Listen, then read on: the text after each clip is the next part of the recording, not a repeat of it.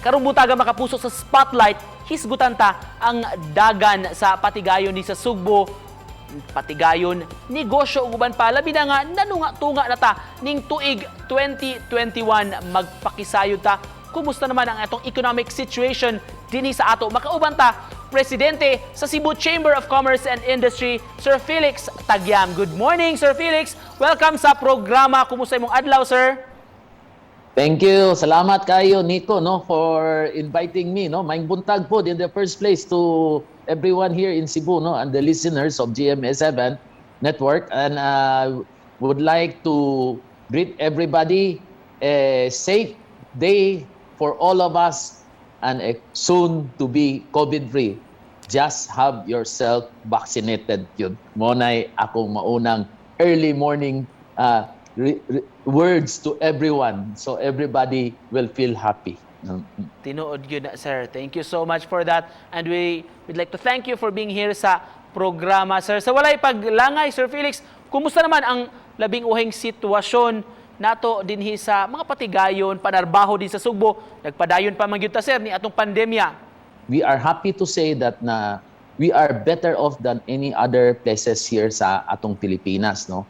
But nevertheless, it is not to say na mulipay ta, mo-rejoice ta dayon na tungod ubos ang atong COVID. No. Even though na kibaksin na tatanan dire, it is better gyud na, and don't be complacent na ayaw gyud na kalimti maski na kivaccinate na ka. First shot, first dose or second dose na kaduha na ka, we all have to remember gyud ayaw kalimti ang mask. Sir Felix, sa gipagawas nga data sa Cebu City Treasurer's Office, nitaas ko na, sir, ang mga ni-apply sa pagpa-retire, pagsira sa ilang mga businesses karong tuiga, gikan sa 646 last year. As of March this year, iabot ko na sa 720, sir. Unsay buot pasabot ani, sir? Unsay matumbok nato nga rason ini, sir? Tungod ba gyud sa pandemya or dunay other mga reason sa pagpasira sa negosyo? You were saying about CTO nag-ingon this year, mga 700 kabukwa mo renew. This is probably the offshoot of the last year's panisya. Now, it doesn't make it, for me, it may not be necessarily meant na more closures. Maybe nag-reboot lang sila sa ilahang plano, sa ilahang negosyo, sa ilang programa na posible ki-retire nila ilang daan kay mo pubuhat sila og bag-o. Pagbahal ko no, siya dunay na sinating up gamay pagsaka sa electricity bill ug uban nga mga expenses, sir, aron lang nga mo survive, baka survive tarong panahon sa pandemya. Nagpasabot masab ni Sir Felix nga mutaas gyud pod presyo sa mga goods and services sa mga businesses, mga establishments. Normal man kyun na sa usa ka negosyo na akay rental. Kay mag-abang man ta og opisina o tindahan. Normal man na bayad man gyud ta sa kuryente, sa BECO. Either you like it or not, kani rental, kuryente, tubig, o mga employment sa mga empleyado. These are the fixed expense, we call that OPEX. OPEX is eting na taga-bulan, di ka moingon og di ni pwede usakay kundi kung wala ning isa, di yun ni mo continue imong negosyo, di ba? But we are really advocating for the ease of doing business. Kuryente, ako, angkon lang yun ko. And to be fair enough to everybody, ang kaning atong kuryente, tinuod, taas yun ta o presyo yun dire. Now, we really need to adjust yun.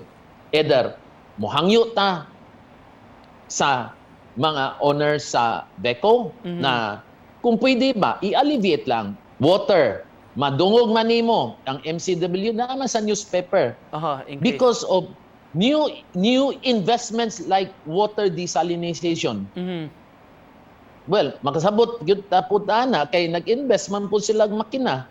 So, posible hangyo lang ta sa management siguro sa MCWD na kung pwede, kung doon ay adjustment, ayaw lang sa ingon na skyrocket right away kay imagine, ang tanan negosyante daghan kay hunahon-naon dili ra usara. Sir, unsa nga mga sektor briefly ang maingon tang labing naapektuhan rong pandemya, sir? But the most hardly affected industry sa Cebu. Cebu was heavily dependent on tourism. No? Kana angkon gyud na. Pero how do you improve tourism na ang atong airport wa may flights ni abot? Wa say flights mo gawas. Would you imagine lang pag sira sa airport, luoy gyud tanan tao gyud. Chain reaction, ripple effect man na. Moabot ang eroplano na may ground crew. Ding abot sa ground crew kay baggage handler. Ang baggage handler paggawas sa airport na naman na mga tour guide musugat. Ang tour guide musugat naman sa mga tour buses, mga shuttle buses. Oh, so it's a chain reaction, ripple effecting.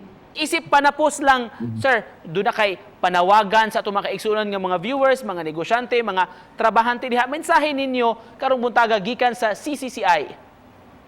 You know, na in behalf of the Cebu Chamber of Commerce and Industry, I would really like to advise that we all get vaccinated. Pabaksin lang ta. Let's open up safely the economy, and we hope we will have a fruitful year-end this year and a very happy Christmas. Thank you very much. Hopefully, we look forward to that. Kitang tanan, We look- yun pod. Daghan kayong salamat sa pag-uban ka na mo karong buntaga paghatag og updates sa atong sitwasyon sa ekonomiya. Mga kapuso, ang presidente sa Cebu Chamber of Commerce and Industry, Sir Felix Tagyam. Daghang salamat, sir. Thank you, Nico. Thank you. Thank you very much. Good day. Good morning. Thank you. Good morning.